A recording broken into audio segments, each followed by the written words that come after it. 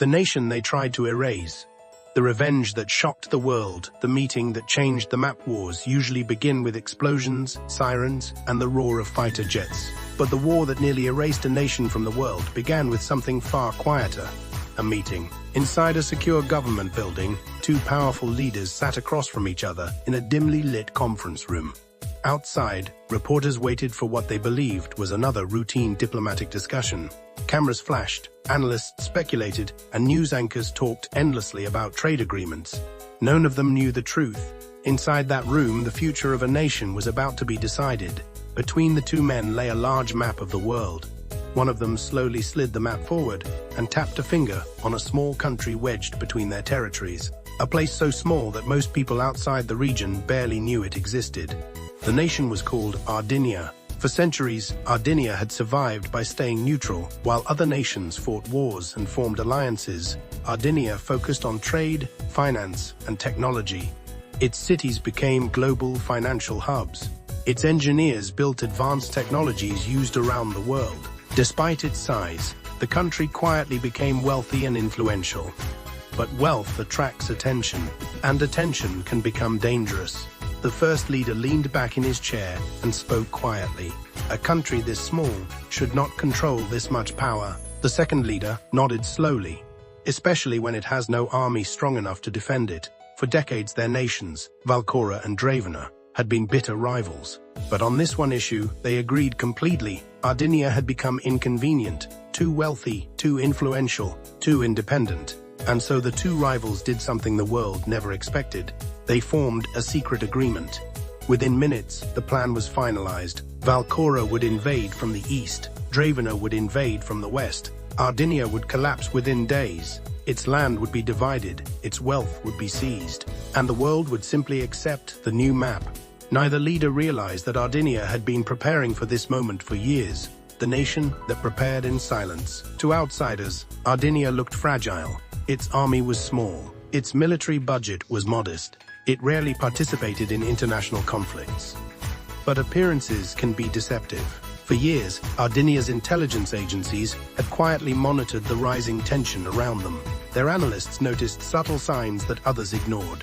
Military exercises near their borders, economic pressure from neighboring governments, unusual diplomatic conversations happening behind closed doors. The warning signs were clear. Someone would eventually try to destroy them. So Ardinia's leaders made a decision that would change the course of history. They began preparing for a different kind of war. Instead of building the largest army, they invested in something else. Technology, cyber defense, financial intelligence, and one secret program known only to a handful of officials. It was called the Silent Nation Protocol. The idea behind it was simple. If Ardinia was ever invaded, the country would not fight a traditional war. Instead, the government would disappear, the army would dissolve, and the nation itself would transform into something far more difficult to defeat. A network, a global system of intelligence, finance, and strategy, operating beyond physical borders. The protocol was controversial. Some leaders argued it was too risky. Others believed it was the only realistic way to survive against powerful neighbors. In the end, the plan was approved, quietly, secretly, and the world never knew. The attack began just before sunrise. Valkyran fighter jets streaked across the eastern border, launching missiles at radar stations and communication towers. Moments later, armored divisions rolled forward. Hundreds of tanks thundered across the frontier as artillery lit the horizon. From the west, Dravena launched its own assault. Helicopters roared overhead, while troops advanced through mountain passes. Within minutes, international news networks broke the story. Breaking news: 2 major powers have launched a coordinated invasion of Ardinia. Military analysts immediately predicted the same outcome. Ardinia had no chance. By the end of the first day, several cities had fallen. Ardinia's soldiers fought bravely, but the numbers were overwhelming. On the second day, Ardinia's president appeared on national television. The broadcast lasted less than 3 minutes. "My fellow citizens," he said calmly, "our nation faces one of the greatest challenges in its history." He paused before continuing. "But remember this, a nation is not defined only by its land. It is defined by its people." The message ended abruptly. Moments later, the president vanished. So did the government. Military command centers went silent. Communication networks shut down. Within hours, Ardinia's entire leadership had disappeared. To the invading armies, it looked like total collapse. Victory, or so they thought. Within a week, the invasion was over. Valcora and Dravena divided Ardinia's territory, exactly as planned. New flags were raised, new borders were drawn. Victory parades marched through captured cities. On television, leaders proudly announced their triumph. Ardinia no longer exists. Maps around the world were updated. The country was officially gone. But strange things began happening soon afterward. Banks in Valcora suddenly experienced unexplained system failures. Millions of dollars vanished from government accounts. Stock markets became unstable. At first, officials blamed technical glitches, but the problems quickly grew worse. Then the same thing happened in Dravena. Entire power grids shut down. Military satellites lost communication. Government networks began crashing one after another. Experts searched desperately for answers, but the truth was far more shocking than anyone imagined. The message 3 months after the invasion, a video appeared online. Within hours, it spread across the world. News networks interrupted their programming to broadcast it live. The speaker sat in a dark room, his face partially hidden, but his voice was calm and steady. You believed a nation could be erased. He paused before continuing. You believed that if you destroyed our cities and captured our land, we would disappear. The man leaned slightly closer to the camera. You were wrong. The room fell silent. We are Ardinia. The statement stunned the world. The man explained what had really happened. Months before the invasion began, Ardinia's leaders activated the Silent Nation Protocol. Government officials relocated to secure locations. Financial reserves were moved into protected global systems. Thousands of engineers, analysts, and intelligence specialists joined the hidden network. Ardinia had not been destroyed. It had simply transformed, and now the nation that once appeared weak was about to fight back in a way no one expected. The silent war over the next year, the world witnessed something unprecedented. Instead of tanks and missiles, the war was fought through information, economics, and technology. Ardinian cyber teams infiltrated financial systems across Valcora and Dravena.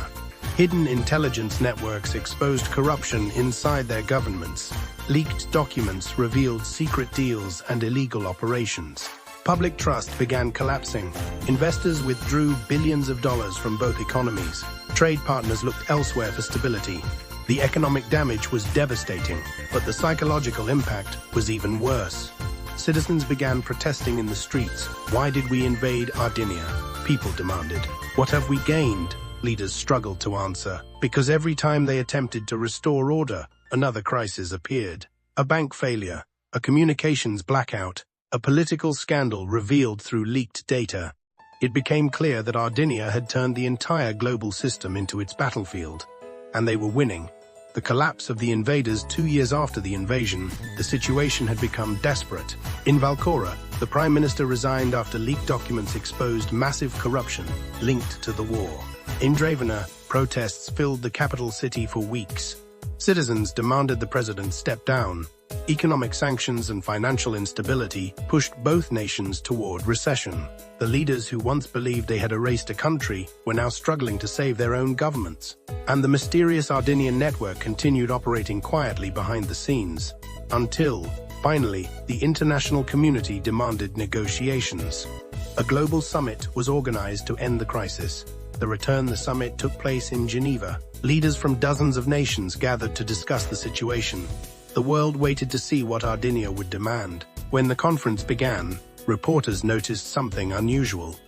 A delegation had arrived representing a nation that technically no longer existed, Ardinia. The room fell silent when their representative stepped forward. He looked calm as he addressed the leaders who had once tried to destroy his country. You believed you erased us from the map, he said. But Ardinia was never just land. It was always its people. The room erupted in applause. But the biggest surprise was still to come. The revenge that shocked the world. Instead of demanding their territory back, Ardinia announced something completely unexpected. They would rebuild their nation as a global network of financial and technological institutions. A nation without borders, operating across multiple countries. Within months, international partners joined the initiative. The country that once appeared small and vulnerable had transformed into one of the most powerful economic alliances in the world. Meanwhile, Valcora and Dravena were left struggling to recover from the damage their own invasion had caused. History would remember the conflict as a lesson. You can erase a nation from the map, but you cannot erase its people. And sometimes, the most powerful revenge is simply proving that you survived.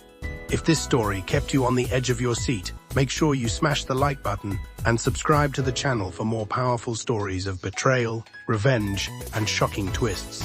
Every day, we bring you stories that prove one thing: the truth always finds a way to win. Don't forget to turn on the notification bell so you never miss the next story, because the next one might be even more unbelievable than this. And tell me in the comments, what would you do if someone tried to erase your nation or destroy everything you built? Your answer might inspire our next viral story.